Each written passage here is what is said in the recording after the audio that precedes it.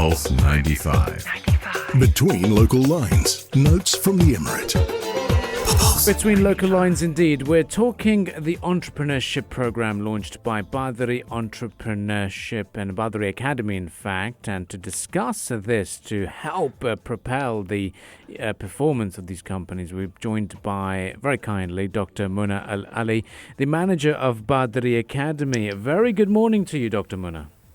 Hi, good morning, and thank you for hosting me today. It's a pleasure to have you, and let's start talking about this entrepreneurship program. Who is it targeting? Who are you looking for? And how's the response been so far? It's great. We just announced this program last week, and it's about trying to get the attention of any woman who have a business idea, but she's not sure how it's going to work, or if this idea can turn into a business. So we'll take the lady or the woman who is interested on a journey to into the business world. So she will come with us in the program with an idea, and the outcome will be the actual business, and hopefully she's going to start by the end of the program. Can you talk to us about who's eligible to join this program? Residents as well, citizens, age groups? Yes. So we're interested in any woman age above 21 years old. And also this year we welcome also male who have the first degree relative to these women as well, and residents and UAE nationals are welcome to join as well, and anyone who want to start their entrepreneurial journey with us are welcome to join too. And Dr. Muna, can you give us more details on what the program entails as far as what courses you're providing? So we actually collaborated with two different partners, and they are international partners. The first partner is National Science and Technology Park in Pakistan, and the UK-based School of Social Entrepreneurs in United Kingdom. So it's going to be 6 learning modules from teaching them strategy, marketing, benchmark, finance, law, and social entrepreneurship. And also there will be 7 workshops included, 2 projects visit, and also there will be almost 4 to 5 hours of one-to-one mentorship with a leading one of the leading firm in the Gulf, which is Shira International as well. And what is the fee, the program fee for this new program? Yes, for the period, the period of the program will be almost 7 months, starting from May till December, and the fees will be almost 7,500 dirhams. And Doctor, can you please take us through the success stories or past achievements of Badiri Academy? Yes, so actually the program is not new, but we actually try to adapt and then improve it year by year. So the program actually started in 2005. Called GIL. So it's building a new generation of women entrepreneurs in the Emirates of Sharjah, and we have a lot of successful stories with us, and one of them is the Skills 3, which 2 women, they are residents of UAE, and they try to help women in less privileged areas to improve their skills, especially in sewing, and it become as their revenue as well. So they are more into training women to improve their life. So that's one of the success stories, and we have many more as well. Well, Dr. Muna, now I'm really excited to hear about this entrepreneurship program, and there's going to be a lot of people who will be thinking, "Oh, I wish I can sign up, but I don't have the time." How are they spaced out in terms of virtual sessions? Is what we understand. How much time would someone need to contribute during a day? So everything is going to be virtual. We actually thought of trying to make it accessible. And from our past experience, as you know, we shifted everything online last year and this year. And we actually found out that we reached more audience. So more people are joining our programs and workshops. That's why we thought, why we don't really do this all virtually, so people can join according to their convenience and time. Everything is going to be recorded and people can watch it as well on their own time. And they have to only attend 80% of the work of these sessions to complete the course. Okay, and then after you complete the course, you get given a certificate, and Yes. and what skill set do you walk away with? So a certificate, of course, of completion of the program. And the idea is we want to attract people who have passion, who want to be an entrepreneurs, who actually have an idea and don't have the skills. So they will have the skills, the knowledge, the theory, and then hopefully they work out with a business with them, and they actually open a business in the Emirates of Sharjah. And as I said, we collaborated with two international organizations, and one of them is very focused on technology and innovation, and the other one in social entrepreneurship. So they will have businesses, but also innovative businesses, and also they have a social impact as well, hopefully, to the community. And Dr. Mona, can you talk to us about the importance of women's contributions to the UAE economy? Yes, it's very important, and it's coming in the agenda. And we have also the Ministry of Economy as our partners. So hopefully they will start their businesses. They will create job opportunities for themselves, and hopefully job opportunities for other people. And then they will contribute to the economy, business as well, and revenue. And how can people join these programs? The process of signing up, yeah. Yes, they just they can visit Badiri website, badiri.ae, and then fill the application form. We have almost 1 month now till we close the applications, and we will have a small interview and then small test, and hopefully they can start by May. Well, certainly sounds very exciting indeed. Well, thank you very much for joining us, Dr. Mona Al-Ali, who is the manager of the Badiri Academy, talking to us about the Entrepreneurship Program. And we look forward to welcoming you back in the studio at some point soon. Thank you. Thank you. Thank you very much for this conversation. You were listening to Pulse 95. Join the conversation with the Morning Majlis, Pulse 95. Off to the United States, President Joe Biden has unveiled what's been described as a once-in-a-generation spending plan. He's called for trillions in spending aimed at reigniting America's economic growth by upgrading its crumbling infrastructure and tackling climate change as well. This proposal is worth $2.3 trillion, and it would direct billions to initiatives such as charging stations for electric vehicles, as well as eliminating lead water pipes as well. Yeah, and the U.S. president, he made this announcement yesterday in Pennsylvania, calling it the biggest public investment program since the creation of the interstate highway system and the space race of the 1960s. And according to him, he said it's going to create the strongest, most resilient, innovative economy in the world.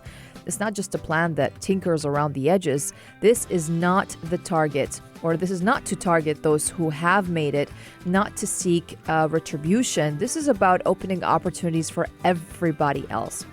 And this just comes weeks after Congress approved the $1.9 trillion fiscal stimulus plan to reboot the pandemic-ravaged U.S. economy. And his investment proposal sets the stage for weeks of delicate negotiations on Capitol Hill, where Democrats hold razor-thin majorities in both chambers of Congress. So if this bill was passed, it would actually, or this plan, if it would be passed, it would represent a high-stakes bet by the White House that a lasting injection of government funds funded by higher corporate taxes will definitely strengthen the economy as it emerges from the COVID-19 situation and crisis, rather than weakening it, as Republicans argue. And even Biden said it would also help America's standing in the world. He said it will promote our national security interests and put us in a position to win the global competition with China in the upcoming years. It's big, yes. It's bold, yes. And we can get it done. If you look at it in the overall picture, this administration is a little bit more China-centric and China-obsessed than the previous one. Because, Definitely. I can see that. Yeah, because the previous administration was all about make America great again. And it was that's how it functioned completely. There were rash statements, but fun statements. But this administration's been a bit more on the forefront. And we've seen how there has been a great emphasis on what the World Health Organization would unearth after their visit to China. There's been a lot of criticism of that, saying that instead of finding out the virus or what happened with the virus, you affected the environment by wasting paper. 123-page document saying that we need to do more. But looking at the jobs plan in America, and Biden's specific $1 trillion plan, it's calling for investment in infrastructure. Definitely. You can see about like he's putting $621 billion in that. Exactly. Yeah. And they're looking at modernizing roads, replacing rail cars and buses, repairing Bridges. Those bridges as well. What they're saying is that these investments are necessary, and here's a quote, to keep the U.S. economy growing and competitive with other countries, especially China. It's back again. Yeah. Definitely back again. Now, Republicans are not too happy with this proposal. I mean, they agree that America's infrastructure is in need for repair and an upgrade, but they don't agree with how Joe Biden wants to go about it. He wants to tax businesses to try and offset some of the costs. And also, Biden's proposal has a heavy focus on climate change and the environment. So there's definitely a direct effort to try and go from the gasoline-based vehicles to electric. He also wants to create a climate conservation corps and incentivize private investments in wind and solar power. But looking at the response from Republican leaderships, they've called this a Trojan horse. Very, very strong words from Senate Minority Leader Mitch McConnell, who said, quote, "It's called infrastructure, but inside the Trojan horse, it's going to be more borrowed money and massive tax increases on all the productive parts of our economy."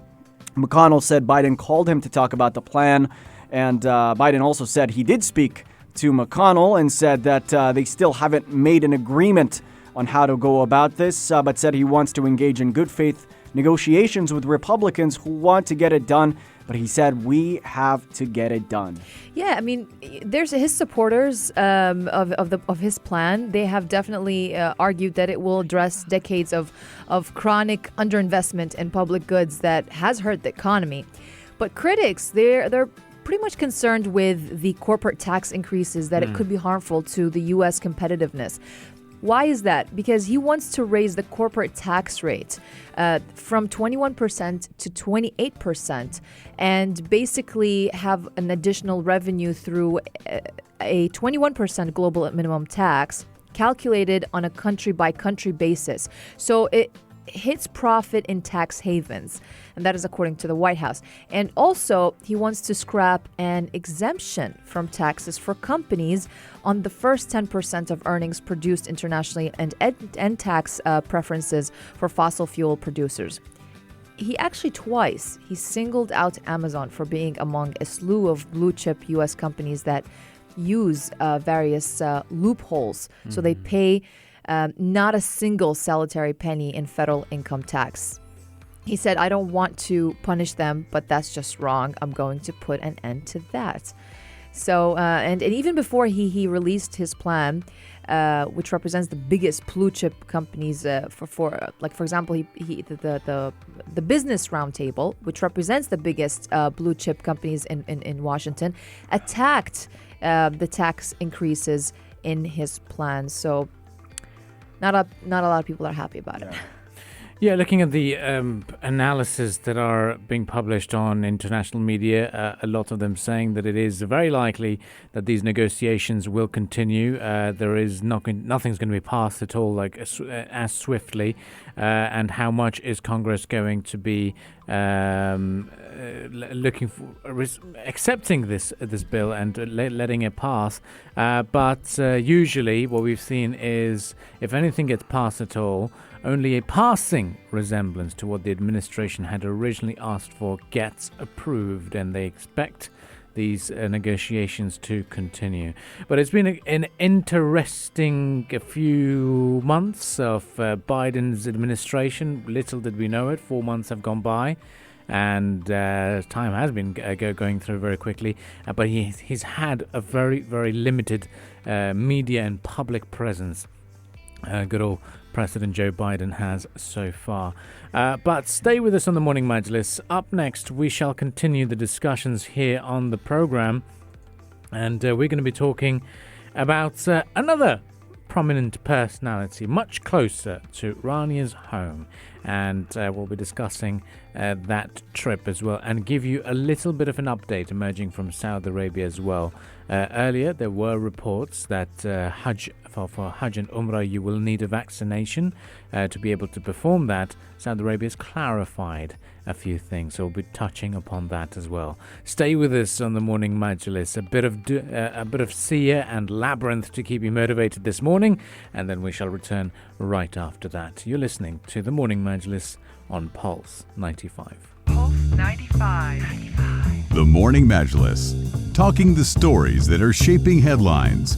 This is Pulse 95. Well, the Kingdom of Saudi Arabia launched a very ambitious 12 trillion riyal program yesterday, and that is to boost the role of the private sector in diversifying the economy and also increasing resilience and supporting sustainable growth. So under this new Sharik program, that's what it's called, private sector businesses will be helped to invest 5 trillion riyals between now and the year of 2030. The vision of 2030 as they have it, along with 3 trillion riyals from the country's sovereign wealth fund, the public investment fund, and also 4 trillion riyals as part of a new national investment strategy, according to Crown Prince Mohammed bin Salman. Now, the Crown Prince said building a vibrant and prosperous private sector is one of the national priorities for the kingdom. And that is why we are inaugurating a new and more powerful era in terms of cooperation and partnership between the government and the private sector. So the new Sharik program will help the private sector create hundreds of thousands of new jobs, and it will basically boost the contribution of the private sector to GDP by up to 65% by the end of the decade as part of the goals of vision of 2030. That's right. And Saudi's Crown Prince also said that the significance is not just limited to enhancing the private sector's role in the growth of the sustainability of the national economy. He said, we see it as a long-term investment in the kingdom's future and prosperity based on a stronger collaboration between the private and the public sector. The program is expected to contribute to the continued progress of Saudi's economy ranking among the largest economies in the world, with the overall goal of going from 18th to 15th, alongside enhancing confidence in Saudi Arabia's investment ecosystem. Yeah, there's been a big trend surrounding that, isn't it? And the companies that qualify to take part in this have to be quite attractive in their plans and provide benefits in terms of GDP as well. So there's going to be a lot of interest from across the globe for this, and we're also seeing how the Saudi Green Initiative was released last week, but has got a lot of people talking about, especially us here on the Morning Majlis. And they saying the Minister of Environment and Water and Agriculture finally spoke, Abdurrahman Al-Fadhili, who said that the kingdom has gained much experience to develop their water resources and plant trees. They are going to see that this specific program will be a pillar of a prosperous economy that will continue to develop in all sectors. And this green initiative for the Middle East is going to be aimed at reducing carbon emissions across the region, tackle deforestation, enhance the efficiency of oil production, and also increasing the contribution of the renewable energy. Now, looking at the bigger picture as well, the government has clarified in terms of the big news that emerged and was circulating a lot in local media here in the country, was that they are working on plans that only vaccinated people will be allowed to perform Hajj and Umrah. According to the Ministry of Hajj and Umrah in Saudi Arabia, pilgrims wishing to perform Umrah during the holy month of Ramadan this year will not have to be vaccinated against the coronavirus. While answering a query about vaccinations on social media, the ministry's customer service account said that inoculations are not a requirement yet to get permission for Umrah during Ramadan. However, after Ramadan, things might change. But there's no official word that has emerged out of the kingdom to say that this is going to be the law or the resolution. But at the moment, the Saudi Ministry of Health has announced there are about 5,255 active COVID-19 cases, and of them, 585 were reported over the last 24 hours. And most of the newly reported cases were in the capital, Riyadh. So that is the latest emerging from Saudi Arabia. Now, lots of you are texting in this morning with the answer of our quiz question. So let's just repeat it once again. So if you want, for all of you who are just joining us on the Morning Majlis, we were asking you, in which country can you find the world's narrowest street? Text lines are open, and that's where you can share your answers on 4215. It's getting flooded. Our very own Tamim Al-Ansari in our team, he said Mumbai. He hails from India. He's like, in Mumbai you have loads of narrow streets. It's perfectly I agree fine. with him. It's true. But this street in particular that we're referring to is only about 31 centimeters wide, which is roughly 1 foot at one end of the city, out of the street, and it is about an average of 40 centimeters wide. This is the world's narrowest street. To get multi-choice options, we'll post them on Insta Stories. So if you want to go up there, you can find it on our Insta Stories. To give you another hint of the country, in their prime minister / chancellor / leader of the government's office is known as the washing machine in that country. If that narrows it down, it'll give you another hint. This country has the most zoos in the world. This country alone has 400 zoos in that state. If you know the answer, text us on 4215. More hints will be thrown throughout the program. Which country has the world's narrowest street? Text us. Now, we'll be back after some more musical entertainment. Up next, we have a bit of Sam Smith. Join the conversation with the Morning Majlis, Pulse 95. Off to the state of travel. We love talking about travel and airlines and what's happening in the state of travel. Yes, aviation. Travel. Aviation news. We love traveling. We definitely miss it. Well, Emirates Airline, they will resume their direct service between Milan and New York International Airport from June 1st. They're reopening year-round connectivity between Europe and the U.S. Now, the Milan-New York JFK flight will be an extension to Emirates' existing flights to Milan EK205, operated by the Boeing 777-300ER. Now, the airline service to and from New York JFK will increase to 3 times daily. And that is to support the newly resumed link, facilitating trade and tourism while providing customers worldwide with more connectivity, convenience, and also choice.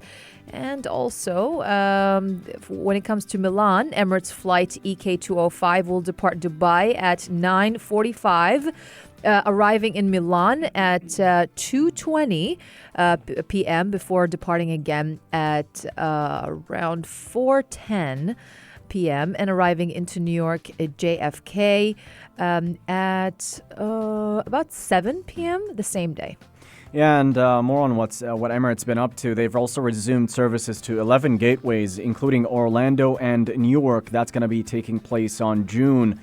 Another interesting thing I came across is they plan on, and Emirates Airlines that is, they going to put together a special flight that's only going to be carrying only vaccinated passengers and crew. And the purpose here is to highlight the UAE's successful vaccination program, which will no doubt have a pretty big impact on travel here. The airline is going to operate this one-off flight on Saturday, April 10th. The EK2021 is going to depart from Dubai International Airport at midday, cruise over various parts of the UAE, and return at 2:30 p.m. just to celebrate the airline's success in vaccinating its staff and crew and celebrate the UAE's vaccination journey. Tickets are priced at $1,000 for economy and $2,000 for business class if you miss being on an airplane. Where can you go in the world without those COVID-19 restrictions or a long quarantine? That is going to be the big question, because at the moment... Seychelles, I believe, Maldives, Istanbul, Nairobi in Kenya, yeah. Quite a handful of few countries, isn't it? I've come across a couple of people who actually flew off to Brussels over the last week, and they're flying off to Europe, and I thought that Europe was closed for international travel. That's what I had assumed, unless there was a corporate trip over there. But looking at the bigger picture, look, this is the spring break. This is the time when people want to go travel abroad, because this is the break between the summer term for most schools, and a lot of schools are off from last week, in fact. And people usually planned their trips abroad, or we would be welcoming the big international visitors or a big influx of tourists from across the globe. And this is an opportunity for a lot of staycation resorts and hotels to bank on, because so many people would now just opt for a bit of a staycation, really. Instead of spending that money on flights for the whole family, let's say, for example, you can just spend that much money in a hotel and eat out and have a great week off. Right. So that could be a preferred option. Let us know on the text lines 4215 what you are feeling about that. But yes, we've got the big quiz question for you. Where in the world can you find the narrowest street? That is our quiz question this morning. It is about 40 centimeters wide on average, and their narrowest point is about 31 centimeters. You literally have to squeeze through the entire street, and it has been done and completed by Chinese Premier Hu Jintao in the past. I'd like to give a bit of a shout out to our listener this morning, Akin Kumi Jejeniwa, for texting us the correct answer. The multi-choice is up on our Insta story. And the question of the day, and the name of that narrow street is Spreuerhofstrasse. And if you know the answer, where in the world it is, do text us on 4215 with your name. Another news that when it comes to the world of travel, Cyprus will add 16 countries to its coronavirus safe list starting today. The countries, they include the UAE, the UK, Russia, Ukraine, Lebanon, Egypt, Belarus, Serbia, the US, and other countries as well. So basically, they will reopen their borders, and visitors from those countries, including us here in the UAE, we do not need to quarantine upon arrival, and will not need special permission to enter the country, as it is currently the case. Wow. Or was before today. Look forward to that for sure. Let's do a couple of fun facts about Cyprus at some point soon. Well, stay with us on the Morning Majlis. We shall be back very, very shortly. And do stay with us on Pulse 95. We'll continue the discussions from there on. And up next, we will be discussing the big Sharjah competition that took place on the Khorfakan Road. What's going on? All of this will be discussed right here on the Morning Majlis. If you liked this episode of the Morning Majlis, drop a like and subscribe. 95. Be sure to follow us on Instagram for all our daily updates and top stories.